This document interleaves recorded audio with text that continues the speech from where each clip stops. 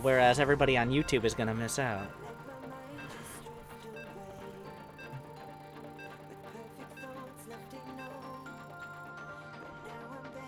Alright, ZVZ on a two-player map. The nice thing about a two-player map in ZVZ is that I'm going to be able to send out my overlords wherever I need them. Immediately hotkeying, sending my drone hotkey over here onto the minerals, making a drone. Good luck. I don't think he's happy about the situation. But in ZVZ, it's a little bit different than the other matchups where you can just send your overlords straight across. You can send them straight to their base because there's no anti-air besides queens early on. You can't send them all the way into their base usually, but you can set them right outside so you can see any Zerglings coming out. You just got to determine, especially on two-player maps, usually there's only one angle where Zerglings can move out.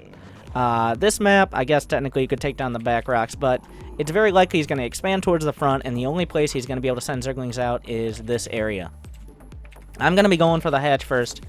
It's a little bit greedy in ZVZ, so I'm going to get a pull up very quickly behind. But just go down and get the hatch. 17, 18 supply is about the normal. But I'm going to be getting a spawning pull-up right after it. I set my camera locations, by the way, on each of these bases. You can look up my guide on camera location hotkeys, but I use Control F2 to set a camera location. I actually customize that hotkey in the hotkeys. And then F2 jumps to my main base. And the same Control F3 to set it at the natural. And then I can jump F2 and F3 between the bases. I use this a lot for queen injects, to be able to inject multiple bases pretty quickly and precisely is what we're looking for there. But I've got the gas up right after the pool because I don't want to be behind on Zergling speed. Or if he's going for an early rush, maybe I want to get a Baneling Nest first.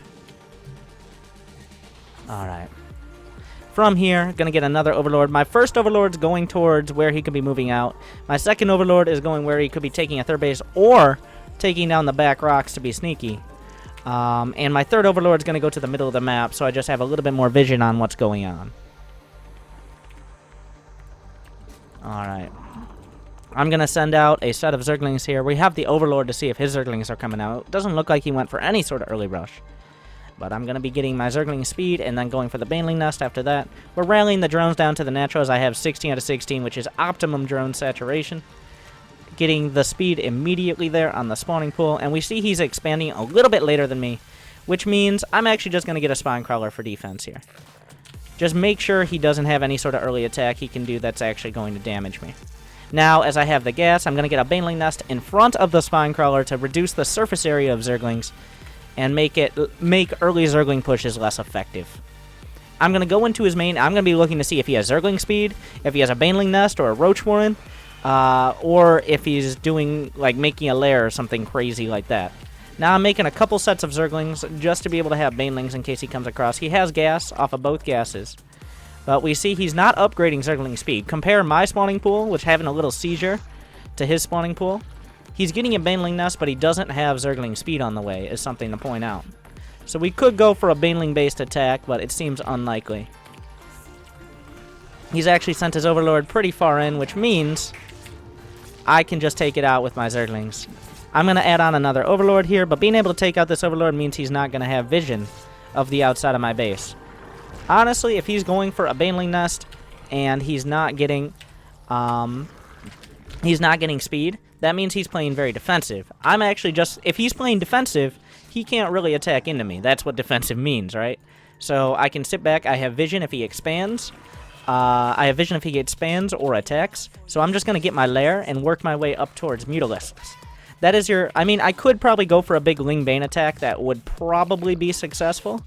But it's a little bit more of a sure thing to go for Mutalisk because I'm exploiting the fact that I could be aggressive at any time. Like, if I see him being real greedy, I could get aggressive. But I can also be defensive because I have the same tech he could potentially have. The only thing scary, which I'm going to scout for right now, would be a big Roach Bane attack before I get Mutas. So I'm going to actually make some Zerglings to send in and suicide to try to see, is he going for roaches. But now I have plenty of minerals. I can just go take a third base. Usually as you're building the lairs, about the timing, you drone up enough to take a third base. But we're going to go send some Lings in to see if he's going to do a big roach attack. In which case, while I'm building the Spire, right now I'm just making drones. But while I'm building the Spire, I'm going to want to add on some extra Spine Crawlers to make sure I don't die to that attack. Remember, there's only one angle he can attack in unless he wants to take down those back rocks. But we see a Roach Warren. Now we're going to look to see if there's a lair. He's got a lair on the way, but he also has a Roach Warren. Just get a few extra Spine Crawlers. It doesn't look like he's going to have that much to... Oh, he actually had a few extra Zerglings, so... We're going for the Spine Crawlers here. He has enough to be threatening, and I have enough drones mining right now where I can just make sure these Spine Crawlers come out. I'm going to add a few more drones at the back, but really, the Spine Crawlers are the only defense I should need. Adding a couple more Overlords as well, just don't get supply blocked. I'm banking up... I need to bank up minerals now for the Mutalisk as well, so past these Overlords, I'm not building any more Lings or drones, because I need that money for the Mutalisk. So the idea is to defend until Mutalisk come out. That's actually a pretty scary attack right there. So I'm making Lings as well. I'm going to add on an Evo Chamber at the front to help wall off so he can't run by. We're still pretty far off of the Spire. I need to be careful the Banelings don't all crash into the Spine Crawlers immediately. And we need to make these Mutalisks really quickly here. But yeah, he's going to have a few Banes. I need to have my Banes in position to take out his Banelings. Remember, 2 Banelings take out as many Banes as he can get, so we see I can deal with that there. And just having a couple Banelings to defend is a pretty big deal. He's trying to get by, but I've made this Evo Chamber to make it very hard to do just that. And now we're just defending until the Mutalisks come out to clean up these Roaches. I can go for the +1 attack on the Mutas, and we've defended the attack. The only real threat was if he's able to break through my Spine Crawlers and start doing damage to my drones. But he was unable to do that. Now I have 3 bases. I have Mutalisk, which he has no real counter for. I'm just going straight across the map. And I can add drones on. These Mutalisks give me total map control. I don't need to rely on killing him with the Mutas. There's no reason to do that. Now you see he was droning up, but I can just build up this Muta count while I build up a drone count. No reason not to get the Roach one. If he was in a little bit more even money situation, then maybe I would get the Roach one and go for Roaches as a transition while he was trying to get anti-air in the form of Hydralisks. But right now, I don't need to do anything crazy with the Mutas. We can just drone up a little. I can kill the Roach one. I'm killing all these Spore Crawlers here. I hotkey my Mutas a little bit separately than my Zerglings. I'm not using... The only reason I use the Selecto Army hotkey, like I'll use it right now. I'll show you guys real quick. I use the Selecto Army hotkey, and you see there are Lings on here. I control-click the Mutalisks. And then I hotkey them with Control 3 onto my third control group, which is what I use for Mutas. It doesn't necessarily have to be your control group, but it's good to have a separate one just for the Mutas. And Selecto Army helps you get to that. Imagine you have a bunch of Lings and Banes.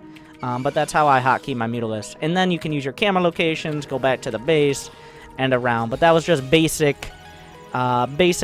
scouting for the only thing that could kill me. Like, you don't want to just sit back and say, like, well, I hope he doesn't do a Roach Bane timing at this exact timing. Just send your Lings out and get an idea of what he could be doing. If I hadn't sent my Lings out, there's a chance he could have just attacked and broken through, and I would have complained that he was map hacking because he happened to attack with the one thing that could kill me before I got Mutalisks. Don't make assumptions. Just make sure you're scouting for all of that. But thank you guys for watching. We're actually going to look at the score screen real quick just to get an idea there.